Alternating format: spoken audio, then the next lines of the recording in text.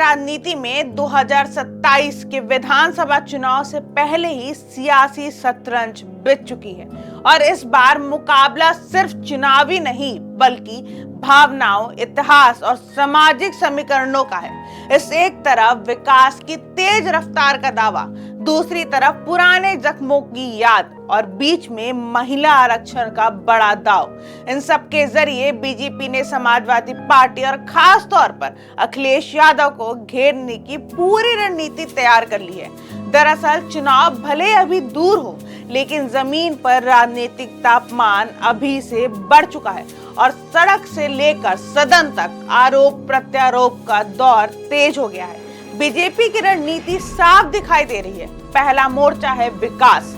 प्रधानमंत्री और मुख्यमंत्री लगातार एक्सप्रेसवे, इंफ्रास्ट्रक्चर और कानून व्यवस्था को अपनी बड़ी उपलब्धि के तौर पर पेश कर रहे हैं। खासकर योगी आदित्यनाथ ने गंगा एक्सप्रेसवे जैसे प्रोजेक्ट्स को आगे रखकर ये संदेश देने की कोशिश की कि उनका सरकार विकास की लंबी लकीर खींच चुकी है, जिसे पार करना विपक्ष के लिए आसान नहीं होगा। लेकिन कहानी यहीं खत्म नहीं होती, क्योंकि इसके साथ साथ बीजेपी ने भावनात्मक और सामाजिक मुद्दों को भी उसी मजबूती से खेलना शुरू कर दिया है। दूसरा और सबसे संवेदनशील दाव है महिला आरक्षण और महिला सुरक्षा का मुद्दा।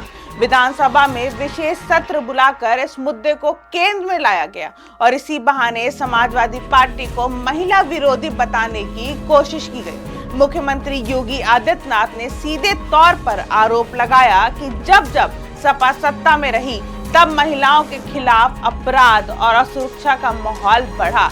इतना ही नहीं, बीजेपी इस मुद्दे को सिर्फ कानून तक सीमित नहीं रख रही है, बल्कि इसे नारी सम्मान बनाम राजनीति के रूप में पेश कर रही है, ताकि महिला वोटर्स को सीधे प्रभावित किया जा सके।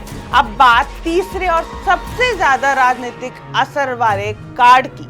1995 के चर्चित UP state guest house incident. 1995 की इस घटना को फिर से याद दिलाकर बीजेपी ने दलित और महिला दोनों वर्गों को संदेश देने की कोशिश की है। मुख्यमंत्री योगी ने विधानसभा में इस घटना का जिक्र करते हुए कहा कि उस समय मायावती के साथ जो हुआ वो सिर्फ एक राजनीतिक घटना नहीं बल्कि सामाजिक अपमान था। इस तरह बीजेपी ने एक तीर से दो निशाने साधे। एक तरफ सपा को महिला विरोधी दिखाया तो दूसरी तरफ दलित समाज को भावनात्मक रूप से जोड़ने की कोशिश की।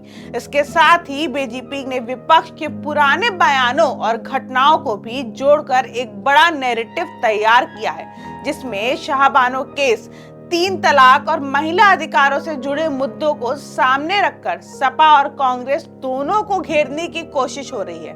यानी साफ है कि यह सिर्फ एक चुनावी हमला नहीं बल्कि एक व्यापक रणनीति, जिसमें इतिहास, समाज और वर्तमान राजनीति तीनों को जोड़कर विपक्ष को घेरा जा रहा है। वहीं दूसरी तरफ समाजवादी पार्टी भी पीछे नहीं है। अखिलेश यादव पीडीए यानी पिछड़ा दलित और अल्पसंख्यक के समीकरण के जरिए अपनी जमीन मजबूत करने में जुटे हैं और महिलाओं को आर्थिक मदद जैसे वादों के जरिए नई रणनीति बना रहे हैं। लेकिन बीजेपी ने पहले ही उनके इस प्लान का काउंटर तैयार कर लिया, जहां विकास, महिला सम्मान और पुराने विवादों को मिलाकर एक ऐसा नैरेटिव गढ़ा जा रहा है जो चुनाव तक लगातार गूंजता रहेगा। तो कुल मिलाकर उत्तर प्रदेश की राजनीति अब सिर्फ मुद्दों की ही नहीं बल्कि मास्टर स्ट्रोक्स की राजनीति बन चुकी है, जहां हर बयान, हर घटना और हर फैसला एक बड़े चुनावी खेल का हिस्सा है।